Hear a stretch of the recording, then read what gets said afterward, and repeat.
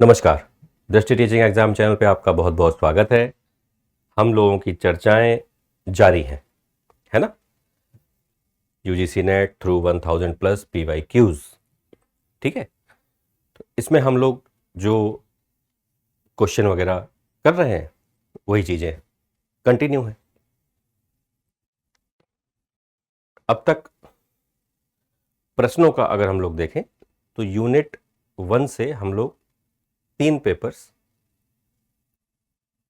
कर चुके हैं, जिनमें प्रत्येक में 25 प्रश्न थे। तो आप यूनिट 1 के 75 क्वेश्चन कर चुके हैं और ये वो प्रश्न हैं जो विगत परीक्षाओं में कभी ना कभी पूछे गए हैं। हालांकि प्रश्न के साइड में लिखा रहता है किस ईयर में, किस मंथ में, है ना, पेपर हुआ। वो पेपर का ईयर लिखा रहता है जिस मंथ में पेपर हुआ है। तो कहने का आशय कि 75 क्वेश्चन हम लोग कर चुके हैं यूनिट 1 के।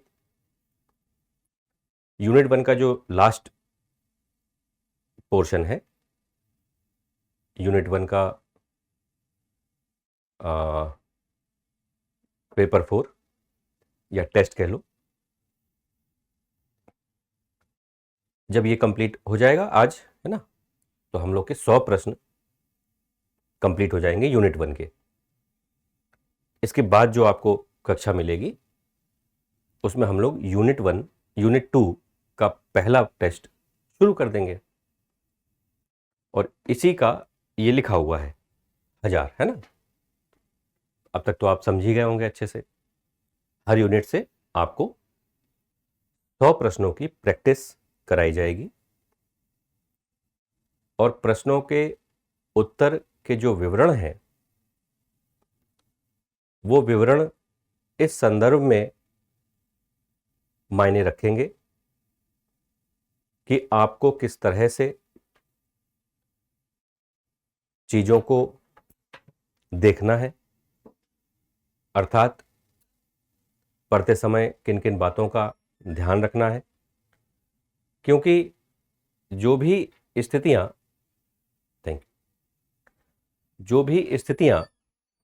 अगर हम लोग देखें प्रश्नों की, तो इस तरह की एक डिमांड देखिए रहती है कि टॉपिक की आपके पास एक अच्छी समझ तो जरूर होनी चाहिए। और आफ्टर ऑल स्टडी हार्ड, है ना, तो बनती है आपके पक्ष से। तो उसमें भी बिल्कुल कभी भी कोताही मत बरतिएगा, क्योंकि स्वयं को लगना चाहिए कि हमारा होगा, है ना। और ये तब लगना चाहिए जब पढ़ाई अच्छी हो, है ना। यूं ही लग रहा है तो फिर वो अच्छी बात नहीं है। पढ़ने के बाद लग रहा है तो अच्छी बात है, ठीक है। चलिए, आइए इन्हीं शब्दों के साथ आज की प्यारी सी प्रश्नों की जो परिक्रमा है उसको हम लोग आइए पूरा करते हैं। तो इकाई 1, है ना, ये यूनिट 1 का 4 नंबर है। ये है क्वेश्चन नंबर आपका पहला। इसको पढ़िए। निम्नलिखित में से कौन सा नवपाषाणकालीन पुरातात्विक स्थल राख के टीलों के लिए नहीं जाना जाता, जहां पर राख के टीले नहीं मिले हैं, है ना। तो अमूमन जब हम लोग स्टडी करते हैं तो हिस्ट्री की जब हम लोग शुरुआत करते हैं, प्रागैतिहासिक काल, ताम्रपाषाण काल, है ना, हड़प्पा काल, लौह काल, जब हम लोग बिल्कुल प्रारंभिक अध्यायों से गुजर रहे होते हैं उसी समय हमें राख के टीलों का जो मामला है वो हमको दिखाई देता है। और सही बताएं, ये प्रश्न इतना सरल है, बाई चांस आपको नहीं आ रहा, सपोज है ना, मान लेते हैं, मान लीजिए आपको आ रहा है तो अच्छी बात है। बाई चांस आपको नहीं आ रहा है तो पता है, जब हम लोग दक्षिण भारत का इतिहास पढ़ते हैं तो दक्षिण भारत के इतिहास को पढ़ते समय, या ये कह लोगे प्राचीन भारत के इतिहास में जो दक्षिण भारत का इतिहास है, तो जब हम लोग उसकी शुरुआत करते हैं तो दक्षिण भारत का इतिहास पढ़ते समय देखो कितना सरल प्रश्न है कि जब हम लोग दक्षिण भारत का इतिहास पढ़ते हैं तो दक्षिण भारत का इतिहास पढ़ते समय ही मतलब इस प्रश्न को हम लोग देखते हैं इस टाइप के कि राग के टीले, है ना। हालांकि राग के टीलों को लेकर अलग अलग विद्वानों का अलग अलग मत है ना, इसमें कोई दो राय नहीं है। ढेर सारे विद्वान हैं जो धार्मिक, है ना, गतिविधियों से राग के टीले को जोड़ते हैं। कुछ हैं जो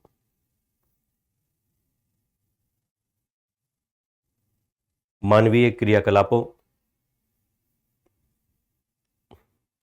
पशुओं द्वारा किए जाने वाले गोबर आदि को रखकर जलाने के संबंध में अपने मत व्यक्त करते हैं। तो राग के टीलों को लेकर कोई एक मत नहीं है, विभिन्न मत हैं। तो ये तो ही राग के टीलों की बात। तो पता है कि ये जो शब्द है ये सीधा दक्षिण भारत से जुड़ा हुआ है ना। अब वो कितना आसान हो गया, और पढ़ते समय ये बेसिक कॉन्सेप्ट के रूप में इसको समझाया जाता है ना। ये भी नहीं है कि कोई बहुत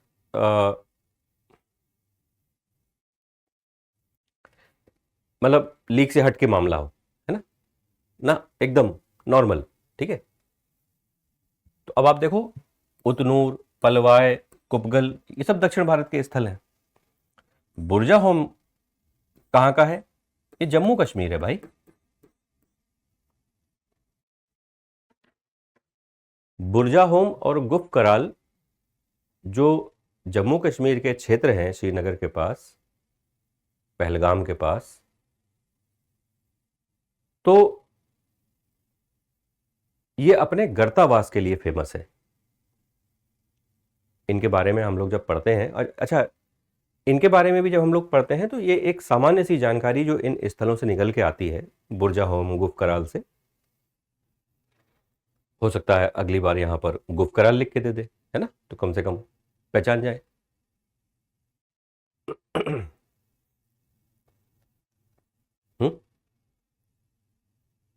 कहने का आशय यहां ये था कि इस पोर्शन को भी आप बहुत अच्छे से पढ़ते हैं, मतलब सामान्य तौर पर, ये नहीं कि बहुत विशेष तौर पे। सामान्य इतिहास को पढ़ते समय जैसे नवपाषाण काल पढ़ रहे हैं तो नवपाषाणकालीन स्थल है ना। दक्षिण भारत में नवपाषाण काल जो है ये लगभग 2500 ईसा पूर्व के आसपास से हमको दिखाई देता है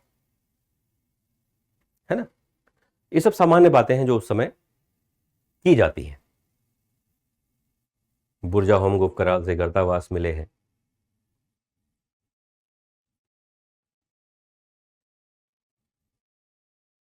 बुरजा होम से ही एक विशेष प्रकार की कब्र मिली है जिसमें हमको मालिक के साथ कुत्ते को दफनाए जाने के साक्ष्य मिलते हैं।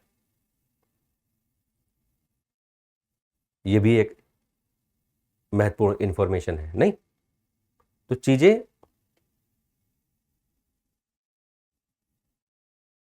बेहद आसान होती हैं, इसीलिए आपसे लगातार यही आपसे कहा जाता है कि जो भी सिलेबस है अगर उसको कंप्लीट पढ़ा जाए तो, अब जैसे मान लीजिए 100 प्रश्न पूछे जाते हैं, तो अगर आप सिलेबस को बिल्कुल सामान्य तौर पर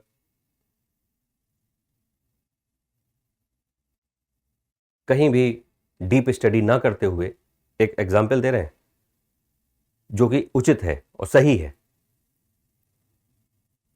कि अगर आप पूरे सिलेबस को एक सामान्य तौर पर सरसरी निगाह से, है ना, सभी अध्यायों को सिलेबस के पढ़ लेते हैं, है ना, बार बार पढ़ लेते हैं, तो 100 में से 22-25 प्रश्न ऐसे हैं जो बिल्कुल इसी तरह के रहते हैं कि थोड़ा सा बस वहां पर आप ठहर के विचार कर लेंगे, आपका आंसर आपके काबू में।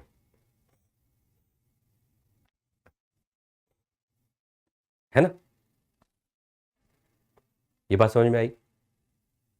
ठीक है, तो एक तो ये आंसर हो गया। चलो, हाँ, अब जैसे आपके लिए काम क्या बनता है कि इनको सर्किल करके इनको राग के टीले में ऐड कर लो कि राग के टीले, है ना। हालांकि इससे संबंधित क्वेश्चन हम लोग पहले कर चुके हैं, उस पर हम लोगों ने डिस्कस किया हुआ है। ठीक है, इसको देखिए, दर्शन और उसके समर्थक।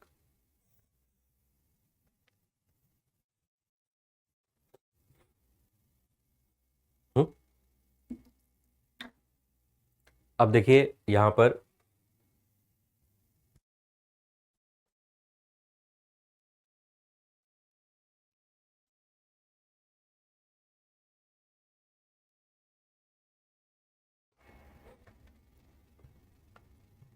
पढ़ा, बहुत संभावना है कि आपका आंसर भी आ गया होगा। लेकिन अब जिनका आंसर नहीं आया है उनकी थोड़ी चर्चा तो बनती है। देखो होता क्या है कि जब हम लोग 6वीं शताब्दी ईसा पूर्व में धार्मिक आंदोलन पढ़ते हैं तो हमें वहां पर ढेर सारे दार्शनिक संप्रदाय देखने को मिलते हैं, बहुत सारे। अगर हम बौद्ध ग्रंथों की माने तो लगभग 62 संप्रदाय थे उस समय पर, 600 BC में। और अगर हम लोग जैन ग्रंथों की माने तो वो तो संख्या बताते हैं लगभग 363 के आसपास। बड़ी संख्या है। तो कहने का आशय केवल जैन बौद्ध धर्म नहीं थे, है ना। जैन बौद्ध धर्म को हम लोग डीप स्टडी करते हैं, उसके पीछे कारण ये है कि जिसके फॉलोवर बढ़ जाएंगे, है ना, उसकी चर्चा हमारे आपके बीच निश्चित तौर पर बढ़ जाएगी। और भी थे, जैसे मखलीपुत्र गोसाल थे आजीवक संप्रदाय के, है ना, तमाम भौतिकवादी थे, अजित केशकम्बलिन, पकुत कच्चायन, बहुत सारे थे, है ना। अब क्या क्या नाम लिया जाए, एक आइडिया तो आपको लगी गया। तो वही दर्शन परंपरा है ना। तो उसमें हम लोगों को एक शब्द हम लोग डिस्कस करते हैं, बहुत ही सामान्य शब्द है, जिसे हम लोग षड दर्शन कहते हैं, है ना। यहां षड का मतलब 6 से है, हमारे सामने 4 है ना। तो षड दर्शन कौन कौन से हैं? सांख्य, योग, न्याय, वैशेषिक, पूर्व मीमांसा और उत्तर मीमांसा। ठीक, उत्तर मीमांसा या वेदांत कह दो। ये 6 है। अब उसमें आपको 4 यहां दिया है। तो एक तो आपने बड़ी आसानी से जोड़ लिया होगा, है ना, योग के पतंजलि, है ना। दूसरा कौन सा सरल है? अब देखो सांख्य सरल है, क्योंकि सांख्य दर्शन के कपिल जो है, सांख्य सबसे पुराना दर्शन माना जाता है षड दर्शन में। और वैशेषिक के कणाद है ना, ये भी आसान रहता है। और मीमांसा के कुमारिल है ना। अमूमन हम लोग मीमांसा में कुमारिल शब्द का प्रयोग सामान्य तौर पर नहीं करते हैं, लेकिन जब हम लोग थोड़ी सी गहराई पर जाते हैं, मीमांसा यहां पर मीमांसा के हम लोग बेसिकली 2 संप्रदाय देखते हैं। उन 2 संप्रदायों में से एक संप्रदाय था जिसके प्रणेता या संस्थापक कुमारिल भट्ट थे। ठीक है, कुमारिल भट्ट। इनका मानना यह था कि जो वेद है ये जो है ये वेदों को क्या मानते हैं, ये वेदों को अपौरुषेय मानते हैं। क्या मानते हैं? अपौरुषेय। अपौरुषेय का यहां मतलब क्या है?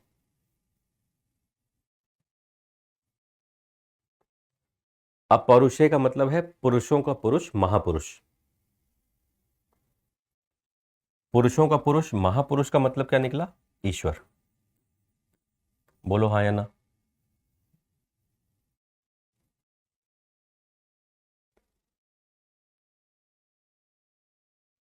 यानी कि वेदों को ईश्वरीय कृति माना, है ना। और ये हम लोग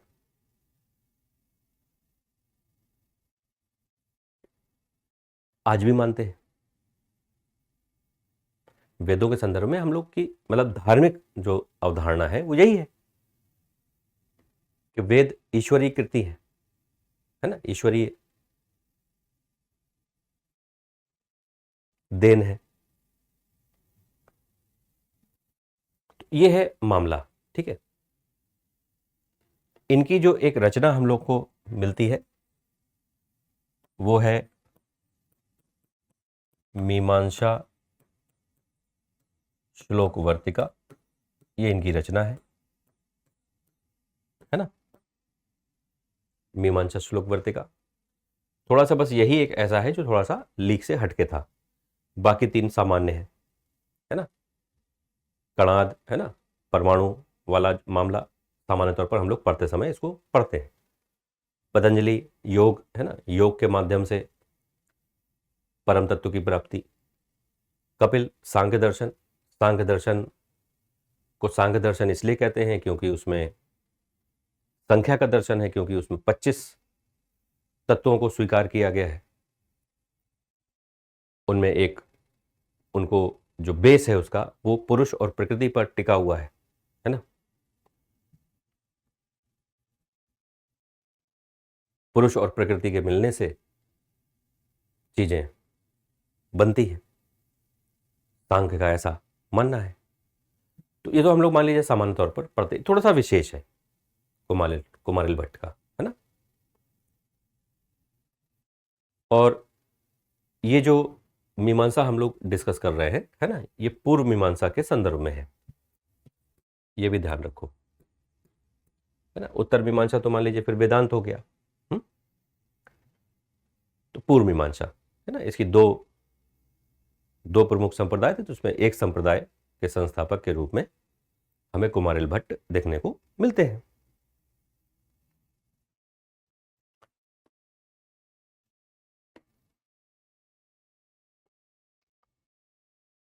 इनका समय, शंकराचार्य का जो समय है 788 से 820, उस दौरान का है इनका समय, अर्थात 9वीं सदी। ठीक है, और अगर बहुत मन में आ रहा है मीमांसा, मीमांसा का अर्थ क्या है, तो मीमांसा का मतलब होता है व्याख्या। बहुत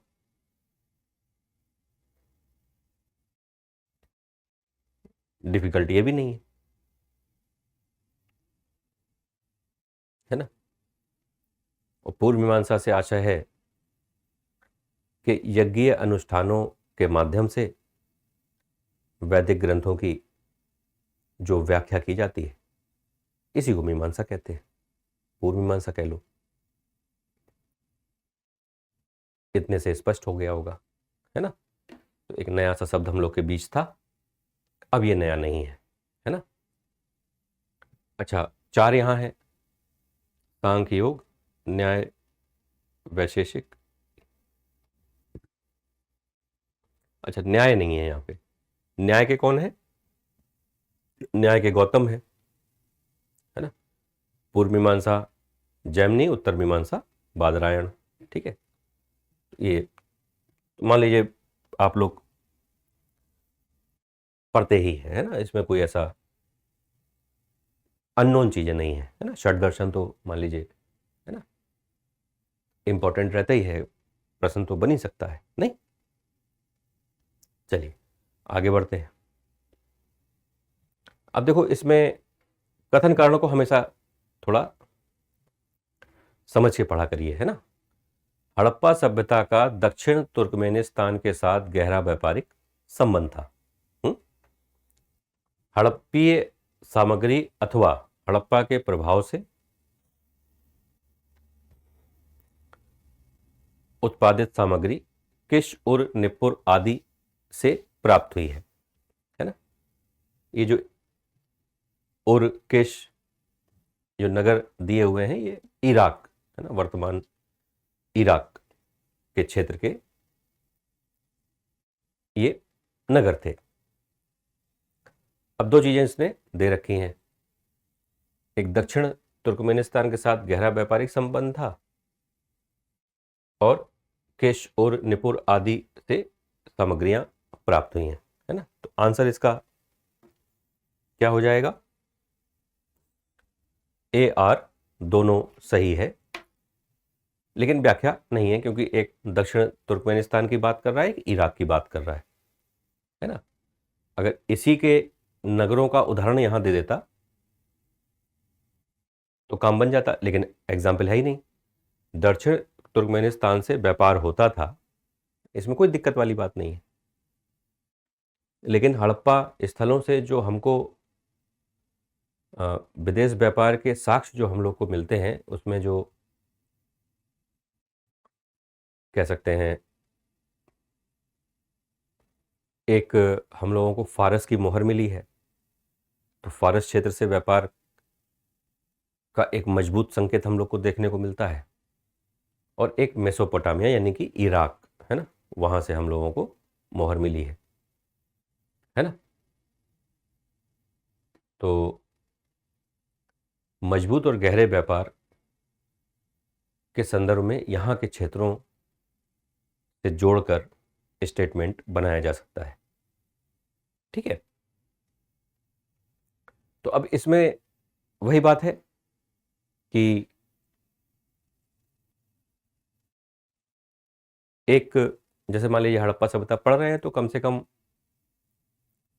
पढ़ते समय इस बात पर पैनी निगाह तो बनती है कि जो व्यापार है, विदेश व्यापार, बाह्य क्षेत्रों से व्यापार,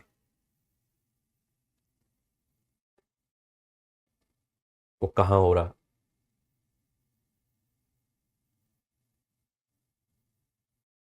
दक्षिण तुर्कमेनिस्तान है, मेसोपोटामिया है ना, इराक का क्षेत्र है, फारस का क्षेत्र है, दक्षिण तुर्कमेनिस्तान है, दक्षिण रूस है, इन सब क्षेत्रों से व्यापार की पुष्टि मानकर चलते हैं भाई, इन सब जगहों में भी व्यापार हो ही रहा था, कहीं ना कहीं से चीजें इंटरलिंक रही होंगी। अच्छा, हड़प्पा सभ्यता में जो व्यापार का बेस है वो मुद्रा अर्थव्यवस्था तो है नहीं, बात समझो, मुद्रा तो है नहीं, मुद्रा तो काफी बाद में आती है, जब हम लोग जैन धर्म, बौद्ध धर्म पढ़ रहे होते हैं, उस समय की बात है मुद्रा आने की, है ना।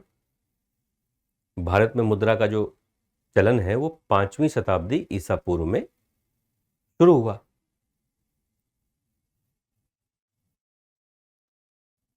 जिन्हें हम लोग आहत मुद्रा कहते हैं, और ये हम लोग ने इसलिए बनाई या इसलिए कि वैदिक काल से जो एक डेवलपमेंट शुरू हुआ उसने उत्तर वैदिक काल में थोड़ी गति पकड़ी, और 6वीं शताब्दी ईसा पूर्व तक आते आते वो गति और थोड़ी तीव्र हुई, तो जो व्यापार वाणिज्य है वो माहौल जो है वो बनने लग गया था। अच्छा, व्यापार शिल्पी संघ वगैरह हम लोग पढ़ते हैं है ना, व्यापार करते थे। शिल्पी का आशय होता है व्यवसाय, कोई व्यवसाय करने वाले ग्रुप है, तो उसको शिल्पी कहा जाता है, शिल्पी संगठन बना लेते हैं वो लोग। शिल्पी संगठन का जो प्रमुख है उसे श्रेष्ठी कहते हैं। ये सब चीज़ें हम लोग पढ़ते हैं सामान्य तौर पर। तो इन्हीं शिल्पी संघों द्वारा सिक्के बनाए गए थे। सर्वाधिक आहत सिक्के जो हम लोग को मिले हैं वो चांदी के मिले हैं। तो मुद्रा अर्थव्यवस्था याद रखना कि 5वीं शताब्दी ईसा पूर्व के बाद से प्रारंभ हुई है ना। ये जो हम लोग टाइम पीरियड पढ़ते हैं, प्रागैतिहासिक काल, ताम्रपाषाण काल, हड़प्पा काल, पूर्व वैदिक काल, उत्तर वैदिक काल, ये कॉइन लेस टाइम पीरियड है ना। तो व्यापार कैसे होता था? तो व्यापार वस्तु विनिमय के माध्यम से होता था। ठीक है, वस्तु विनिमय का मतलब है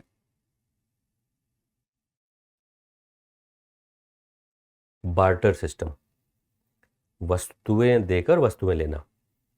टफ काम था, लेकिन जब व्यक्ति को समझ नहीं है कि हम सोना चांदी देके वस्तुएं ले सकते हैं,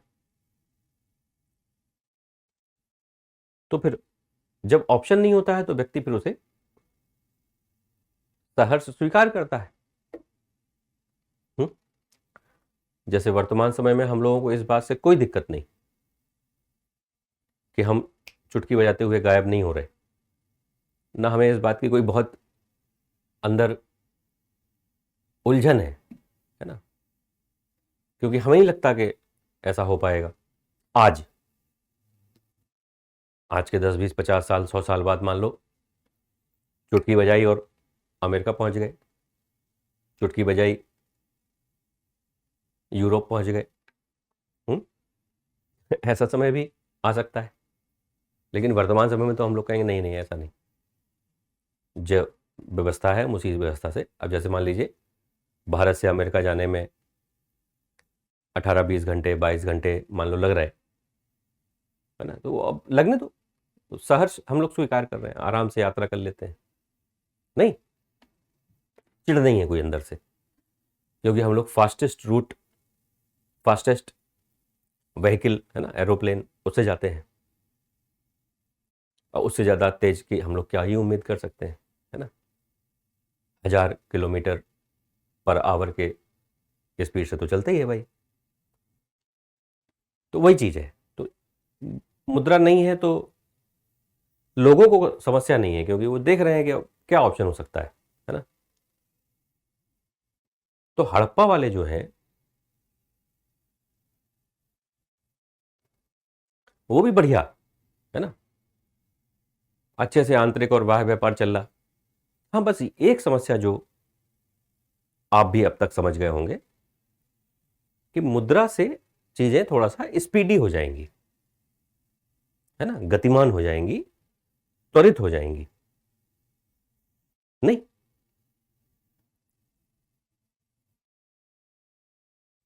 ये बात समझ में आई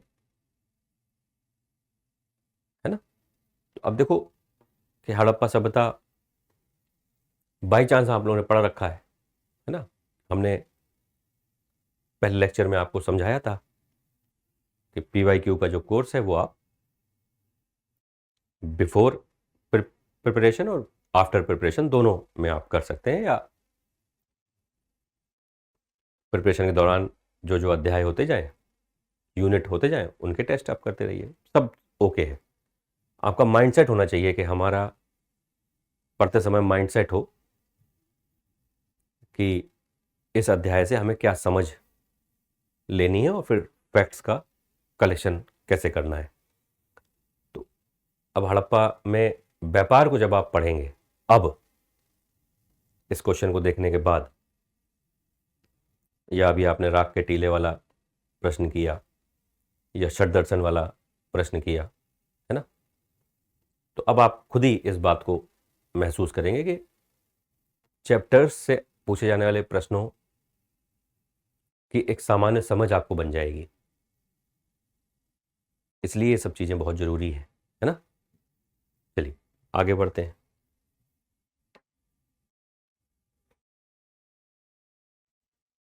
ये भी एक सामान्य सा प्रश्न है। महाजनपद और राजधानी, अश्मक, अवंती, चेदी, कंबोज, है ना।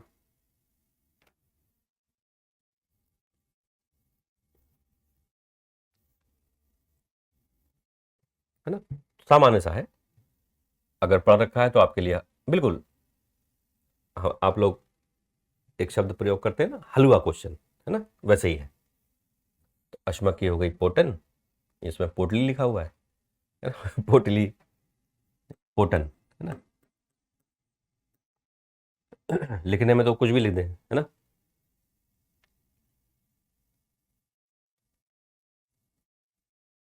लेकिन कंफ्यूज नहीं होना है, ठीक है, ये ध्यान रखना। तमाम ऐसे शब्द आ जाते हैं जो थोड़े से बिगड़े रहते हैं, है ना। तो बिगड़े, थोड़ा सा बिगड़ गया तो आप इतना समझना कि पोटन अलग है, पोटली अलग है, बात एक ही है ना।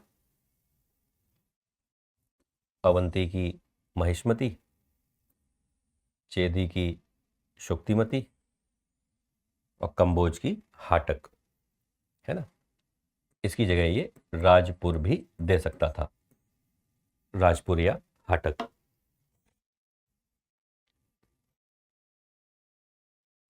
ठीक है।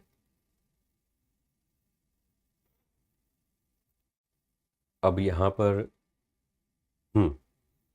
देखो, ये जो अवंती आप देख रहे हैं, अवंती दो नॉर्थ और साउथ की राजधानियां हमें, हम लोग पढ़ते हैं कि उत्तरी अवंती की राजधानी उज्जैनी और दक्षिण अवंती की राजधानी माहिष्मती। तो इसने माहिष्मती दे दी है, तो कहीं ना कहीं वो यहां भी आपसे सेंस ही आपका जानना चाह रहा है ना, कि आप थोड़ा सा कंफ्यूज हो जाओ। आपने तो पढ़ रखा है तो आप तो कंफ्यूज होंगे नहीं। तो ये जो हम लोग 16 महाजनपद पढ़ते हैं ना,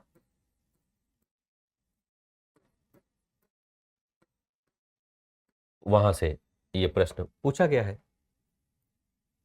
16 महाजनपद, है ना। 16 महाजनपदों का उल्लेख किस में है? अंगुत्तर निकाय में है, भगवती सूत्र में है। ये हम लोग पढ़ते हैं। फिर वो 16 महाजनपद है। अंग है, मगध है, कोसल है, वत्स है, अवंती है, गंधार है, कंबोज है, अश्मक है ना, चेदी है ना, मत्स्य है, शूरसेन है, पांचाल है, कुरु है ना। तो ये सब वज्जी और मल्ल, है ना, दो गणतंत्र भी देखने को मिलते हैं 16 महाजनपदों में। तो इनका उल्लेख भगवती सूत्र और अंगुत्तर निकाय में हुआ है। भगवती सूत्र जो है वो जैन ग्रंथ है, अंगुत्तर निकाय जो है वो बौद्ध ग्रंथ है। ठीक है, तो ये एक जानकारी हम लोग को मिलती है। किस ग्रंथ से यह स्पष्ट हो जाता है कि वैदिक सभा और समिति दो भिन्न संस्थाएं थीं? है ना।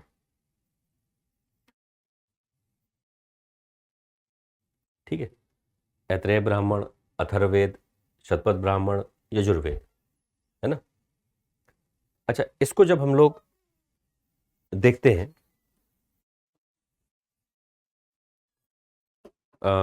सभा समिति, है ना, तो थोड़ा सा आपको हम जरा घुमाते हैं, टहलाते हैं, विचरण कराते हैं, ये सबसे अच्छा शब्द है। आइए हम लोग थोड़ा सा वैदिक काल में विचरण करें। जो हम लोग वैदिक काल में विचरण करेंगे, विचरण का मतलब टहलेंगे, घूमेंगे, है ना, तो हमें सभा और समिति के बारे में जानकारी मिलती है। इनकी जानकारी हमको पूर्व वैदिक काल में भी मिलती है और उत्तर वैदिक काल में भी मिलती है। दोनों टाइम पीरियड में हमें सभा समिति के बारे में सुनने को मिलता है। अब साहब क्या सुनने को मिलता है? तो पूर्व वैदिक काल में हम लोग जब सभा समिति को पढ़ते हैं तो सभा समिति जन संस्थाएं थी, है ना, एक तरह की डेमोक्रेसी। जन संस्थाएं बहुत बड़ी बात है।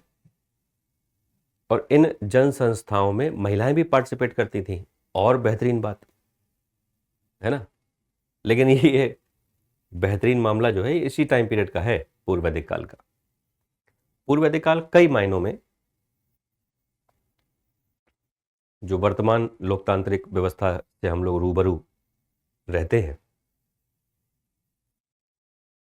तो उसके छींटे, है ना, छींटे ही कहेंगे, पूरी तरह से तो नहीं था।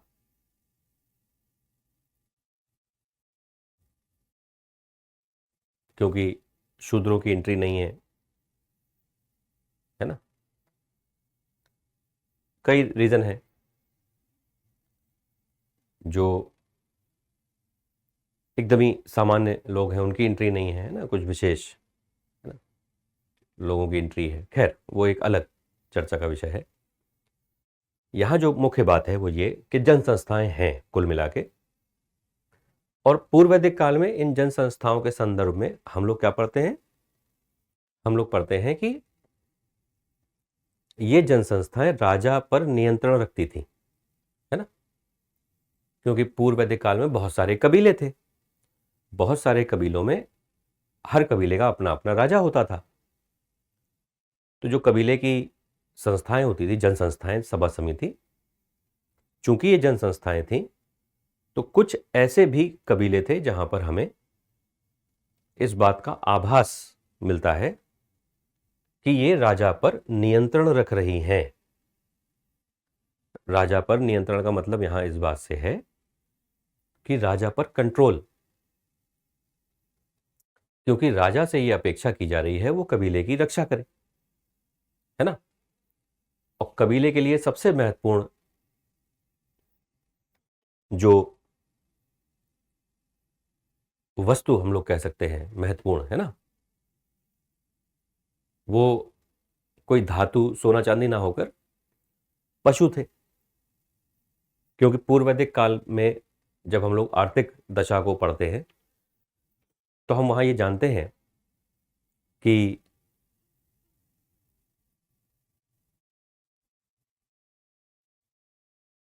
पशुपालन आधारित अर्थव्यवस्था है।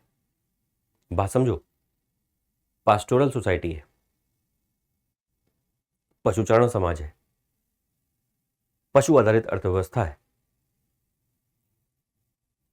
तो राजा का ये उत्तरदायित्व तो है कि वो अपने कबीले में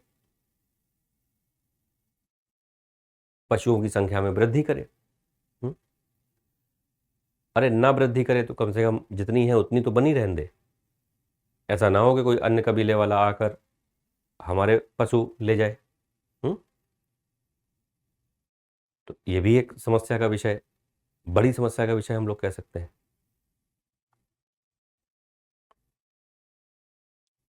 तो ये चीजें हमें पूर्व वैदिक काल में देखने को मिलती हैं कि अगर राजा कबीले को सुरक्षा नहीं दे पा रहा है, अगर पशुओं को नहीं बचा पा रहा है, तो राजा को गद्दी से हटाया जा सकता है। भाई दूसरे को बैठा दो, है ना, जो योग्य हो। तो योग्यता पर भी यहां पर हम लोग कह सकते हैं कि योग्यता एक महत्वपूर्ण अवयव था। लेकिन जैसे ही हम लोग उत्तर वैदिक काल में शिफ्ट होते हैं तो वहां हम लोग क्या पाते हैं? वहां हम लोग पाते हैं कि सभा और समिति जो है, अब जैसे अथर्ववेद इसका उत्तर है ना। अथर्ववेद, अथर्ववेद में इस बात का उल्लेख है कि सभा समिति प्रजापति की दो पुत्रियां हैं। ठीक है,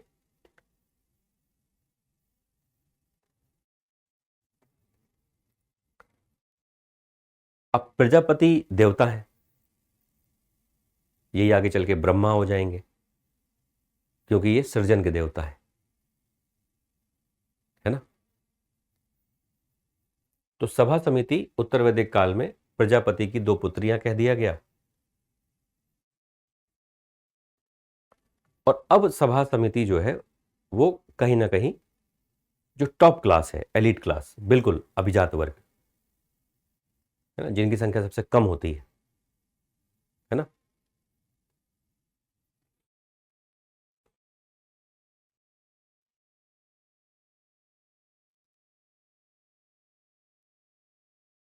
उनका केवल प्रवेश था सभा समिति पर, आम आदमी बिल्कुल बाहर हो गया।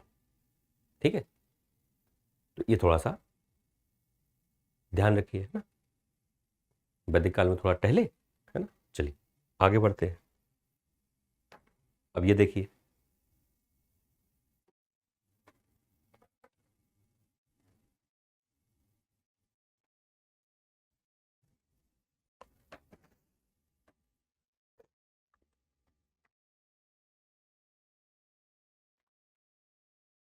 मिलान करिए।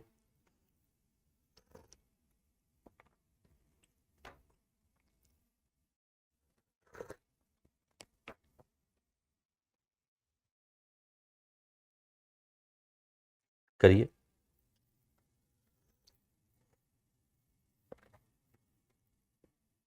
कोई जल्दीबाजी नहीं है।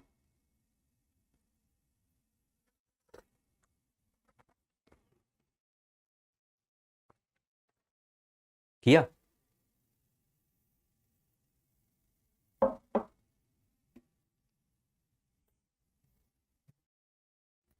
अब देखो,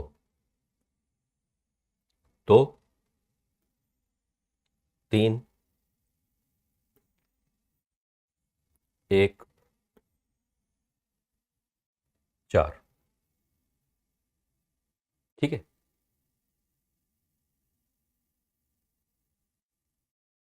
अब इसमें देखो, सबसे अच्छा परीक्षा की दृष्टि से अगर इसको देखोगे तो ये सबसे सामान्य घटना है कि लोथल में गोदी बढ़ा। और ये एक बहुत ही सामान्य है, मोहनजोदड़ो में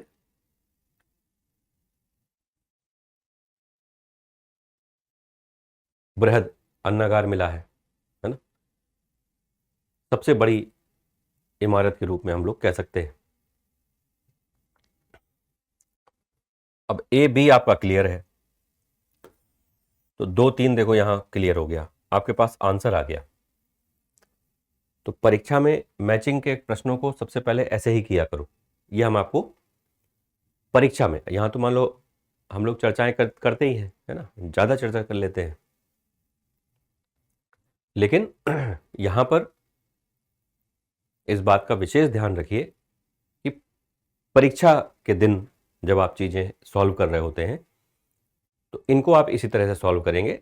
सबसे पहले जो सबसे अच्छा आपको पता होगा, चाहे वो अन्नागार हो चाहे गोदीबाड़ा हो, तो उसको देख लो कि क्या उससे आंसर निकल आएगा। अगर एक से भी आंसर निकल रहा है ना, ऐसे हम लोगों ने तमाम प्रश्न किए जिसमें केवल एक ऑप्शन से ही आंसर निकल आ रहा है ना। लो इसमें भी यही है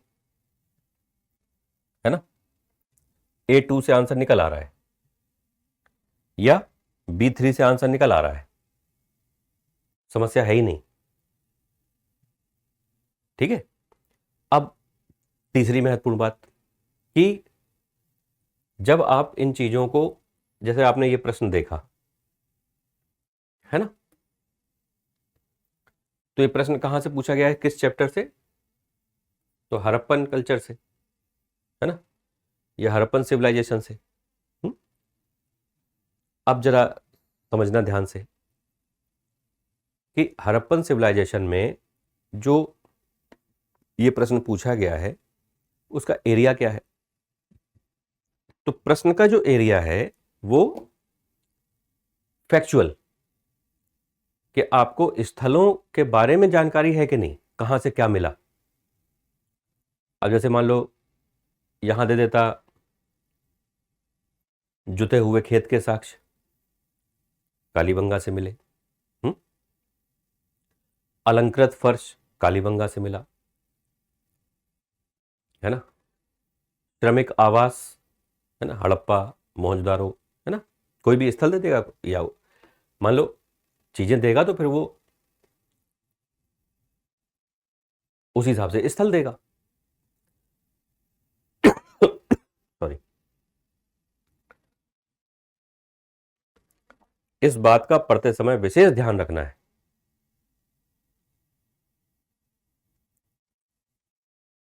कि स्थलों के बारे में आपके पास सूक्ष्म जानकारी हो, है ना। जरूरी नहीं है कि इतना ही सरल प्रश्न पूछ ले, है ना। अगर उसका मूड बन गया तो वो थोड़ा गहराई में जाकर भी प्रश्न पूछ सकता है, नहीं? तो हमारा एक हल ये निकल रहा है कि जो स्थल है, हड़प्पा स्थल है ना, जिनको आप साइट्स कहते हैं, है ना, साइट, तो उसके तथ्य, भाई इन प्रैक्टिस सेशन को करने का आपको लाभ क्या मिल रहा है? आप ही की परीक्षा में पूछा गया है, तो कोई ऐसा समस्यात्मक मामला तो है ही नहीं ना, बिल्कुल, है ना? अब इसको देखिए,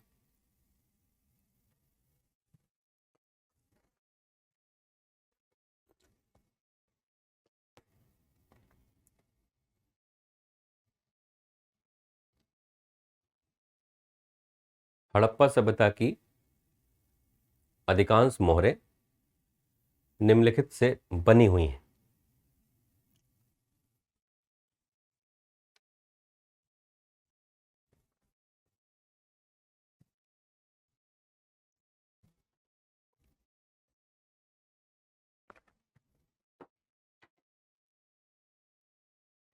है ना?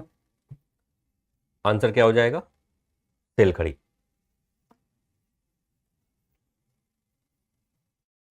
है ना? सेलखड़ी को आप एक मुलायम पत्थर कह सकते हैं, मिट्टी कह सकते हैं, है ना? उससे ये अपनी क्या बनाते थे? मोहरे, सील। स्टील की इनको जरूरत क्यों पड़ती थी, है ना? तो इनको स्टील की जरूरत इसलिए पड़ती थी,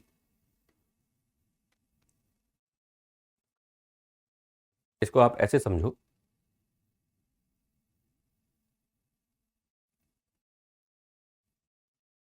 कि जैसे आज आधार कार्ड होता है, हुँ? बिल्कुल वही समझो।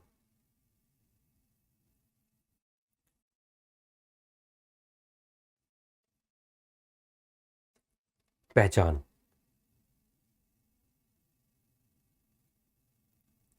जैसे हमको एक मूर्ति दिखाई देती है जो ऐसे बांधे हुए है, यहां पर ऐसा लग रहा है जैसे कोई सील है ना? यहां मान लो बांध ली,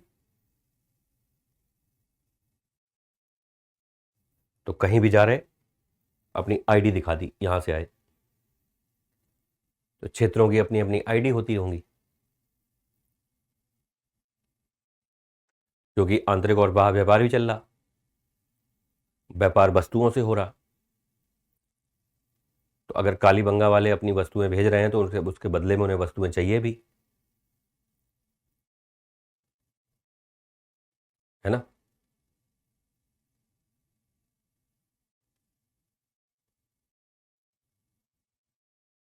तो ये है, ठीक, ध्यान से, तो चीजें देखो, कॉम्प्लिकेट करने की जरूरत नहीं है, आराम से चीजों को समझते चलिए, ठीक है? अच्छा, अब इसको देखो, नरेश और राज्य, अशुपति, परीक्षित, निचच्छू, प्रद्योत महासेन, है ना?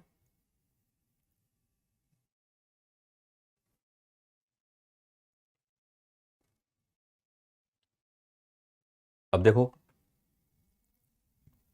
जब हम लोग पढ़ते हैं तो बड़ा सामान्य सा एक मामला दिखाई देता है, कह के अशुपति, है ना, बेहतरीन विद्वान व्यक्ति, है ना?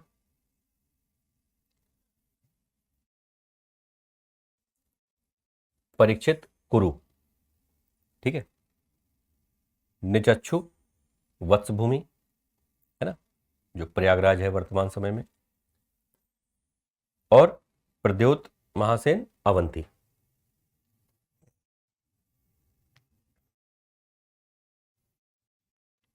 आपको एक रोचक बात बताएं, जैसे ये अशुपति आप सुन रहे हैं, है ना, परीक्षित देख रहे हैं, एक यहां पर राजा की चर्चा आती है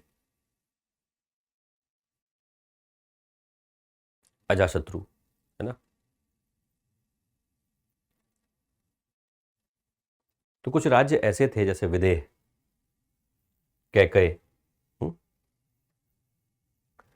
यहां पर हमें कुछ ऐसे राजा देखने को मिलते हैं जिनके लिए हम लोग केवल राजा शब्द का प्रयोग नहीं करते हैं,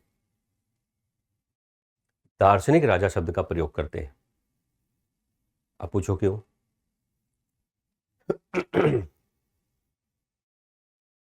छठी शताब्दी ईसा पूर्व तक आते आते जब उत्तर वैदिक काल समाप्त होने की कगार पे था,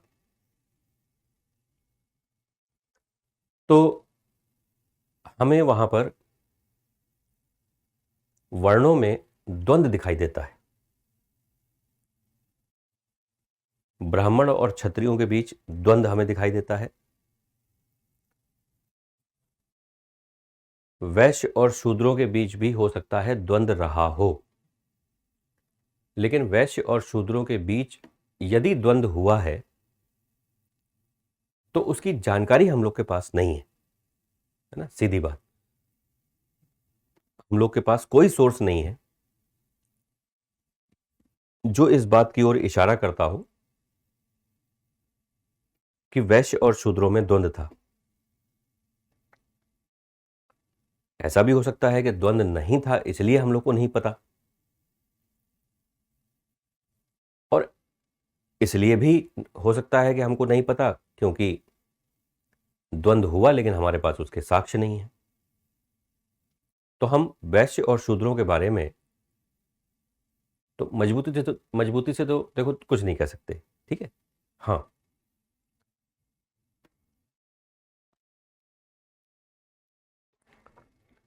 ब्राह्मण और क्षत्रियों के बीच द्वंद्व था और ये मुखर था, इसकी गति भी तीव्र थी। हालांकि ब्राह्मण यज्ञीय कर्मकांडों के विरुद्ध आवाज उठ चुकी थी। आपको जान के ताज्जुब होगा कि ब्राह्मण के जो यज्ञवाद था उसके अगेंस्ट जो पहली आवाज उठाई गई वो ब्राह्मणों द्वारा ही उठाई गई, उपनिषदों के माध्यम से। मुंडकोपनिषद में कहा गया है कि यज्ञ टूटी हुई नौका के समान है। एक जगह लिखा है क्षत्रिय ब्राह्मणों से श्रेष्ठ है। बात समझिए। तो ये ब्राह्मण और क्षत्रियों के प्रथम स्थान को लेकर द्वंद्व की ओर इशारा नहीं करता है तो फिर किसकी ओर इशारा करता है ना। लेकिन ब्राह्मणों की जो प्रतिक्रिया थी वो उतनी तीव्र नहीं थी, है ना। लेकिन क्षत्रियों की प्रतिक्रिया हमको थोड़ी तीव्र दिखाई देती है, और यह तीव्रता अपने चरम सीमा पर हमें तब दिखाई देती है जब महावीर स्वामी और गौतम बुद्ध हमारे सामने आते हैं, और ये दोनों ही क्षत्रिय वर्ण से थे जिन्होंने वेदों को नकारा। तो ब्राह्मणों के यज्ञीय कर्मकांड को गहरी चोट देने का काम जैन बौद्ध धर्म ने किया, और इनके जो जैन आंदोलन के जो प्रवर्तक थे महावीर स्वामी और जो महात्मा बुद्ध थे, दोनों राजकुमार थे,